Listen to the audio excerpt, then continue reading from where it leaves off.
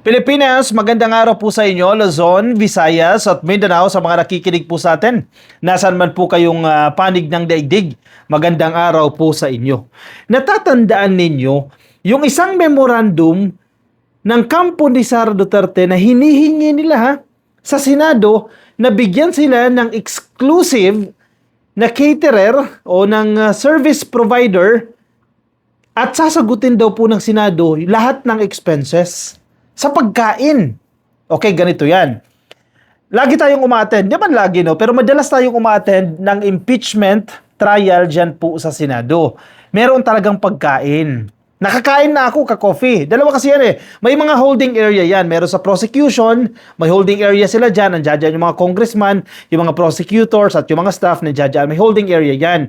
Ganoon din po sa defense. Meron din po silang holding area. Meron pong caterer doon.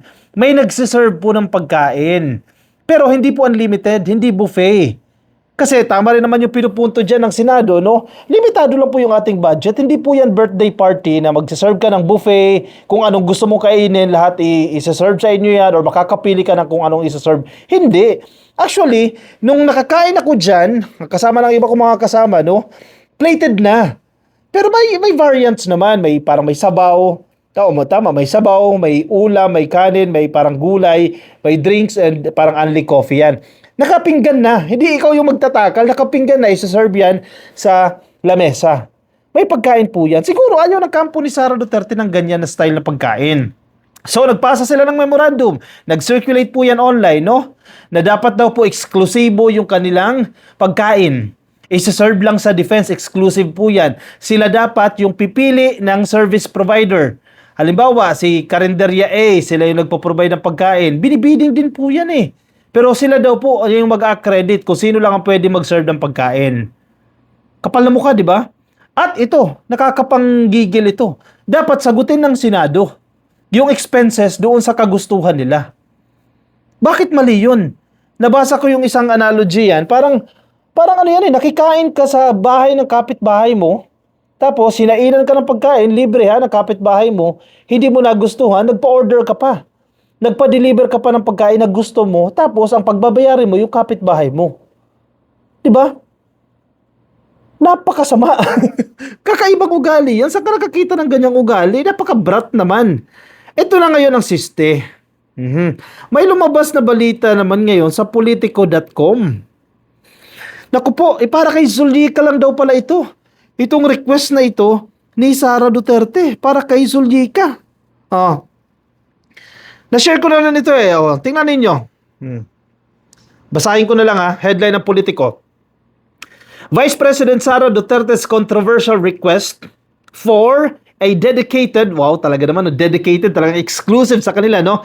Dedicated caterer during her Senate impeachment trial was allegedly not meant to feed her defense team, but was actually for her chief of staff, lawyer Zulika Lopez.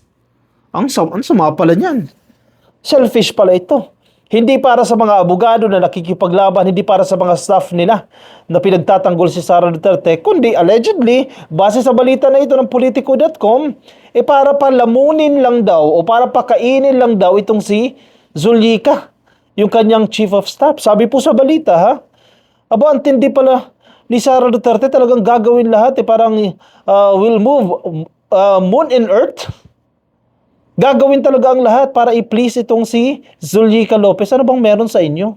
Kasi remember ninyo nagwala si Sara Duterte. First time natin makita na ganyang katindi yung kanyang galit, no? Yung pinagbantaan niya yung buhay ng presidente, ni First Lady at ni Martin Romualdez, noong pinuntahan niya sa House of Representatives kasi nandiyan sa opisina ata ng kapatid niya yan ni Pulong Duterte na si Zulika dahil na cite and contempt yan. Di ba pinuntahan niya yan? Nagwala siya dyan para kay Zulika Lopez. Nangyari na rin po yan noong sa Davao. Di ba in-appoint niya si Zulika Lopez Tapos tinutulan ni Digong at ng council. Pero nanindigan si Sara Duterte kapag pipilitin ninyong tanggalin si Zulika bilang aking staff, hindi ko susuportahan yung mga programa ninyo. That time, Mayor si Sara Duterte dyan sa Davao. So, ang punto ko, napakatindi naman pala ng gagawin ni Sara para sa kanyang chief of staff. Para kay Zulika Lopez, gagawin ang lahat para sa kanyang chief of staff. Okay lang yun Wala tayong problema dyan kasi personal relationship nila yan. Pero wag nyo na idama yung taong bayan. Wag nyo na idama yung kaban ng taong bayan. Pinag-uusapan natin dito, pondo po ng Senado. Ha? Pondo po ng Senado yung gagastusin para sa mga in grande, sa mga exclusive caterer na gusto ninyo. Pondo po ng Senado yan. Ano yun? Kayo nakakaangat? Ang prosecution, sige, ito lang ang pagkain, ha? Ang senator judges, ito rin ang pagkain. Pero yung kampo, yung defense team, dapat ito yung pagkain. Pera ng taong bayan at the expense of people's money.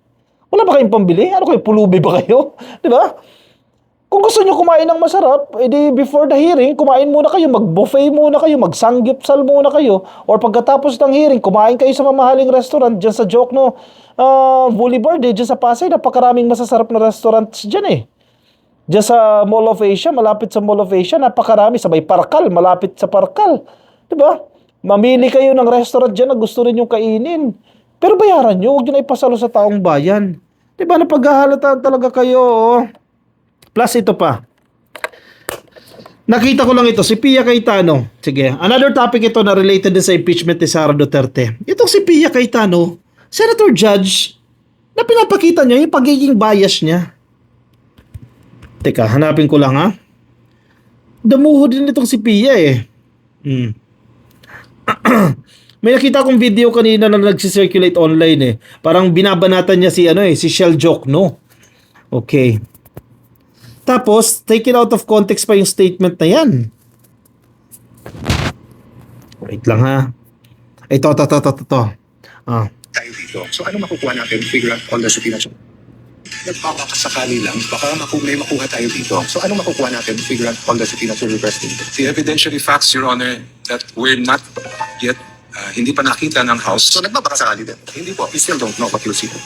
We are basing the request for the bank records on the evidence and information provided by the Anti-Money Laundering Council, which appears to show that there were billions of pesos that went through the accounts. Okay. So the anti-money laundering does not deal with income, they deal with flow. So pag sinabing billion, that doesn't mean that a certain official has billions in their account. So meaning if I have ₱1 million deposit on January 1, and then on January 5, I take it out and put it in time deposit for 1 month, and 1 month later it comes out, hindi na 1 million yun. 1 million in, 1 million out, 1 million in the time deposit, paglabas 4 million na yun. So hindi evidentiary yung speculation sa ikot ng pera. Meaning, all I have to do is find someone with a bank account and give them a long enough period, and I will say that they have hundreds of millions or billions. Precisely, Your Honor, that is why we want. Okay ha. Pia Cayetano. Sige, isa-isahin natin. Una po, yung clip na ipinalabas mo sa Facebook page mo, taken out of context. Short lang eh. Reels lang eh. Ilang lang. 57 seconds lang eh. Pinagmukha ninyong bobo, pinagmukha ninyong masama si Shell Jokno sa kanyang sinabi na hindi totoo. Alam nyo hindi totoo yan dahil during the hearing, na pinakinggan ko yung hearing, pahiyang-pahiya kayo kay Shell Jokno dahil napakahusay ni Shell Jokno. Yung pinag-uusapan nila dito, yung pagsubpina o pagtingin sa bank records ni Sara Duterte. As if nauutal si Shell Jokno. Yung portion lang na yun na nauutal. Actually, hindi naman nauutal yun eh. May poses lang eh. Pinalabas ninyo na hindi makasagot ng maayos sa Shell Jokno. Ang paulit-ulit na sinasabi ni Shell Jokno during that hearing, no, kinakailangan natin makita yung mga bank records para mapatunayan natin kung totoo bang may ill-gotten wealth o may nakaw na yaman yang si Sara Duterte. Yan yun eh. Pero parang pinapalabas ninyo ngayon, nag-fishing expedition itong si Shell Jokno.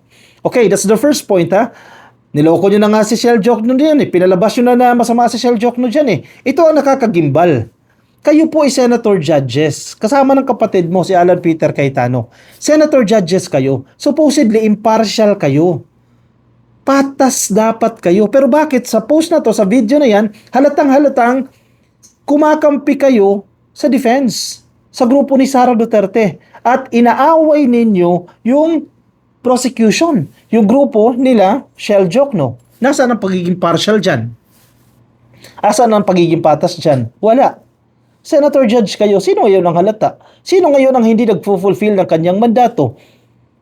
Diba? Oh, anong ibig sabihin mo sa pagpo-post mo kay Shell Jokno ng taken out of context na clip? Na parang pinapahiya mo si Shell Jokno dyan. Buti sana kung totoo yung sinabi mo. Diba?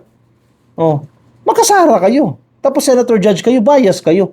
Si Robin Padilla naman ay isang bopols din. Ano sabi ni Robin Padilla? Dapat daw hindi one-sided. Ang prosecution, isa pang bopol eh. Paano hindi magiging one-sided eh? Prosecution nga eh. Ang trabaho, mag-prosecute.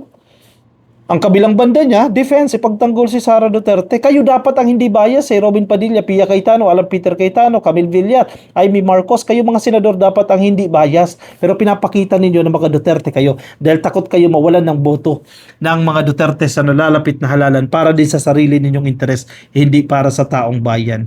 Halatang halata kayo kasi yung ebidensya ay pinipresenta sa inyo, hindi kayo makalusot. Sa dami ng mga ebidensya na presenta dyan sa impeachment trial, hindi nyo mapasinungalingan dahil hirap na hirap kayo pagtanggol si Sara mismo dyan. O siya, i-komento po ang inyong opinion, reaction dyan sa comment section para mabasa po ng iba natin mga ka-coffee na sa Facebook. Please like and follow, YouTube subscribe, TikTok subscribe. I'll see you in my next video. Paalam po, bye-bye.